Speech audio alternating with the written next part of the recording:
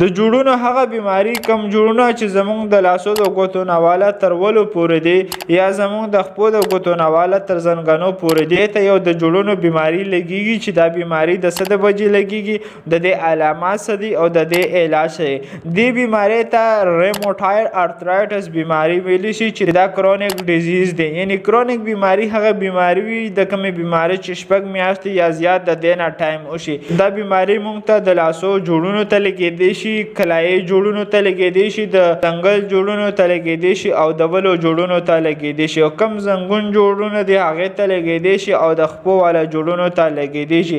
د دې وجه چې کم ده هغه معلومه نه ده، خو بیا هم د خطرې هغه علامات چې د څه د وجې دا کېږي دا زموږ سره خانداني کېدی شي، زنانو ته دا ډېر زیات کېدی شي، څوک چې سګرټ څکي هغو ته دا کېدی شي او دا اټو ایمیون بیماری ده. یعنی اټو ایمیون یو داسې بیماری وي انسان ته چې د انسان په وجود کې کم د بیمارو خلاف طاقت دی هغه دومره زیات شي چې د انسان وجود خوړل په خپله شروع کړي چې هغې ته اټو ایمیون ډیزیز یعنی بیماری ویلی شي. د دې علامات دا دي کم ورکوټي جوړونه دي زموږ د لاسو نه تر ولو پورې یا د زنګنو نه تر خپو پورې. دا جوړونه به ډېر سخت درد کوي، پړسوب به کوي، ګرماهش به کوي او کله کله د درد د وجې به انسان دا خوځویم نه شي، دومره سخت دردونه به کوي.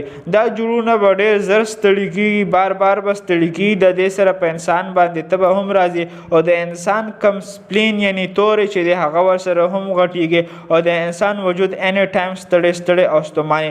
د دې دپاره انویسټیګیشن یعنی ټسټونه چې کم کېږي هغې ته RH فیکټر ویلی شي چې دا په 70% مریضانو کې پازیټیو راځي.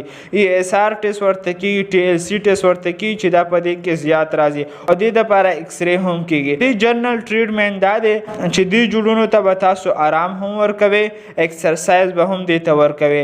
د ګرمایش په ټایم کې به تاسو دا یخ ساتئ او د یخنۍ په ټایم کې به تاسو دا ګرم ساتئ، کم ته چې هیټ اینډ کولډ تھراپي ویلی شي. او تاسو به سګرټ څکول مکمل بند کړئ که چېرې تاسو سګرټ څکوئ. که چېرې دا دردونه زیات وي نو تاسو به NSAID میډیسن استعمالوي یعنی نان سټیروید انټي انفلامیټري ډرګ. دا داسې میډیسن دي چې د دردونو خلاف کار کوي.